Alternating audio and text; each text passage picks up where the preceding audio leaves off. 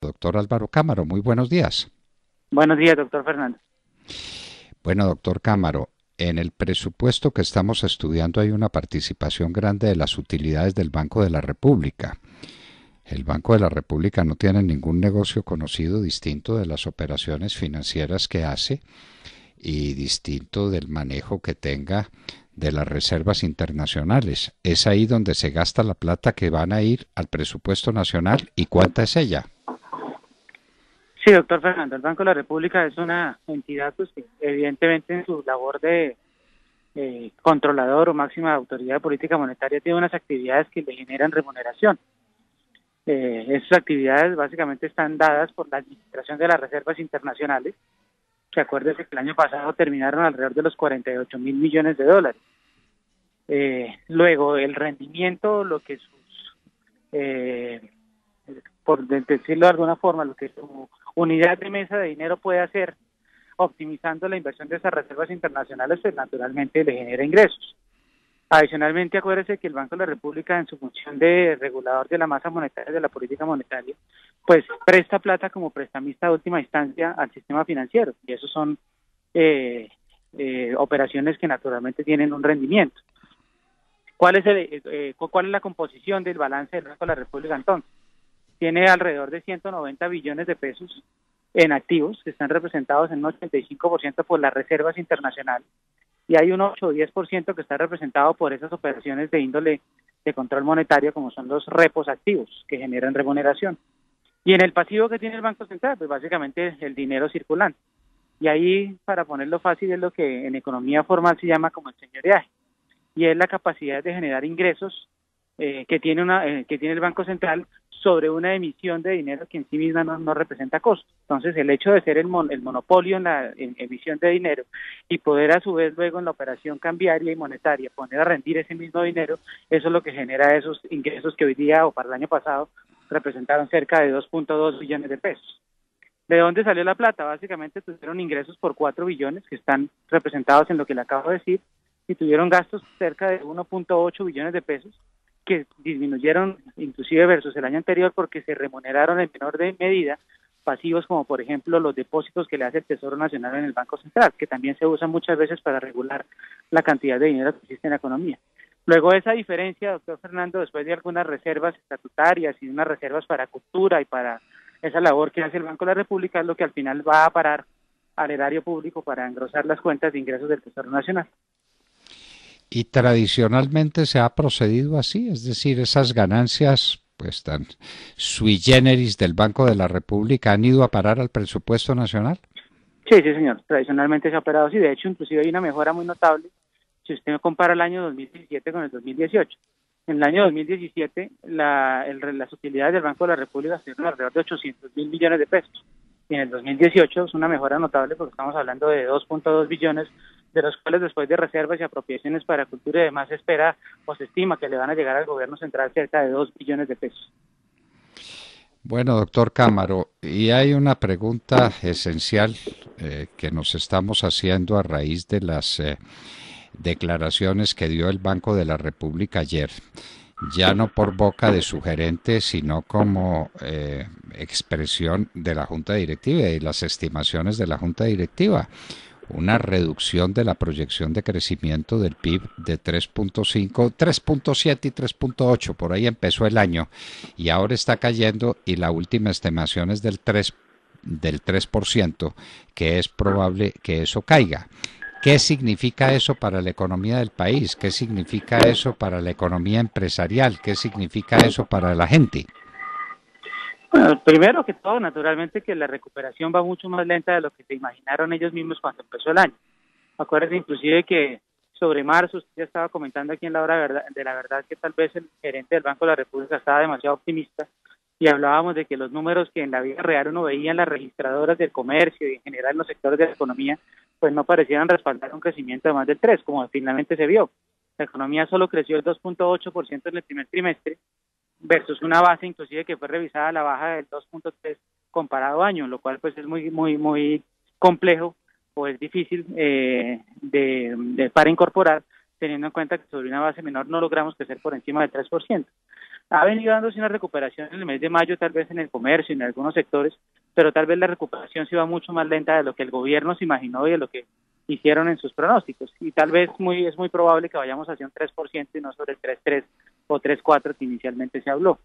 Esto en la vida real se está reflejando, materializando en que tenemos un desempleo que es casi un punto porcentual mayor al del año anterior y aparentemente hay una dificultad del lado de la demanda de puestos de trabajo porque la gente todavía mantiene cierta cautela que también se refleja en que los indicadores de confianza del consumidor siguen en terreno negativo, doctor Fernández. Entonces, si la gente no está confiada, no está tranquila, no está optimista, pues no salen a gastar.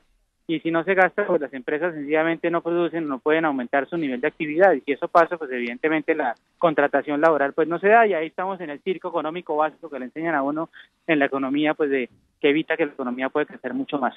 Es factible, naturalmente, que el segundo semestre venga con alguna recuperación, pero aquí el tema está en qué tanto le aceleramos o aumentamos la velocidad para lograr realmente tener un crecimiento mucho mayor. Lo difícil un poco en el informe que usted cita, que es el informe de inflación del mes de junio, es que se está hablando que el crecimiento potencial de la economía colombiana es del 3%. Eso es muy, muy bajito y muestra, pues, naturalmente la tarea que hay que hacer en materia de incrementos de productividad y demás para hacer que todos los factores ocupados de la economía permitan crecer arriba del 4%. Opa, pero ese crecimiento potencial ha caído entonces drásticamente. Sí, me Porque llama mucho la atención. es que, pero muchísimo. ¿3% de crecimiento potencial? Esa, Ese es el número que se pone sobre la mesa. Inclusive pues está el debate de si es 3 o 3,7. Pues yo creo que al final entre 3 y 3,7 uno no debería darse consuelo, sino más bien trabajar para tener una política económica que realmente apunte a 4,5, cosas de ese tipo. Entonces es muy, muy, muy poquito para lograr definitivamente lograr tasas de desempleo mucho más bajas y sacar mucha más gente de la pobreza y de los umbrales de miseria que tiene Colombia, ¿no? ¿Usted cree que el Banco de la República se hubiera atrevido a dar esta cifra del 3% como proyección de crecimiento para el año sin saber cuál va a ser la cifra que saque el DANE del crecimiento del segundo trimestre? Yo creo que más que saberlo, porque al final pues son entidades distintas y cada cual tiene su equipo de técnicos, lo que sí tienen claro las dos y deben tener coincidentemente son las tendencias. Y lo que sí está claro es que muy seguramente la tendencia del segundo trimestre, si bien pudo haber venido mejor, estamos hablando que es un crecimiento alrededor de un 3,2 o 3,3%. Sí pudo haber mejorado versus el primer trimestre, que fue de 2,8, pero todavía no lo suficiente para lograr llevar la economía a tasas del 3,5 o 3,7 que se pensaba al principio del año.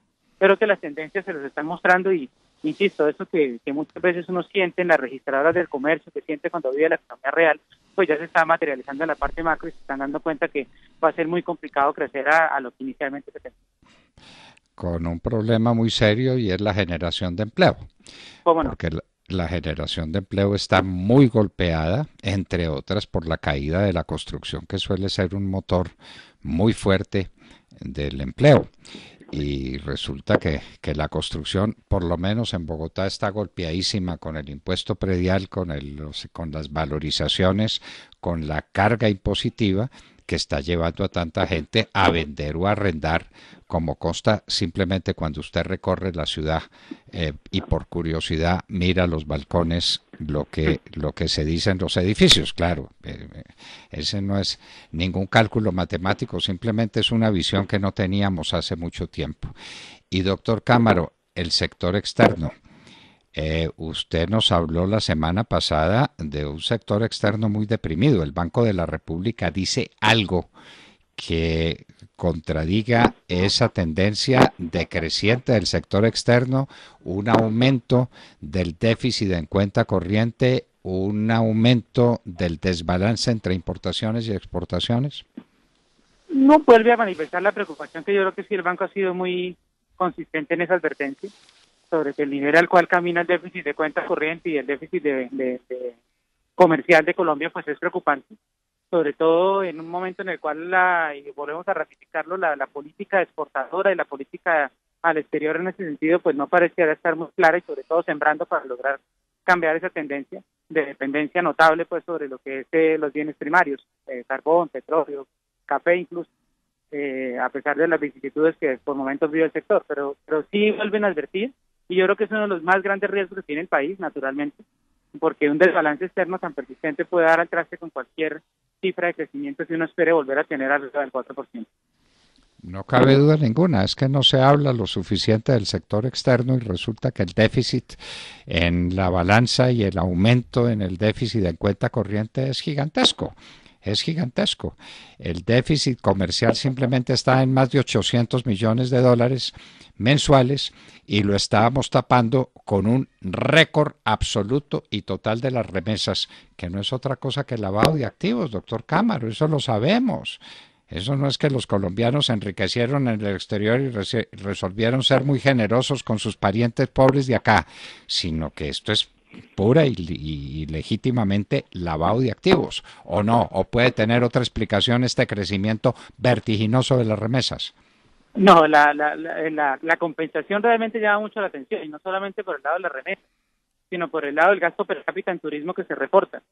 Muchas veces aparece, yo tal vez se lo comentaba alguna vez, cuando se hace el cálculo de cuánto se gasta un turista en Colombia per cápita o individualmente, la cifra llama la atención si usted la compara contra lo que se gasta un país o lo que se gasta en un país como España, que recibe 70 millones de turistas al año o de personas externas al año a su economía. Pues, entonces, ahí hay mucho por explicar y claramente las remesas también mostrarían pues que hay un incremento en los salarios de las personas que viven en el exterior de más del 10%, lo cual no pareciera muy real. Estoy completamente de acuerdo.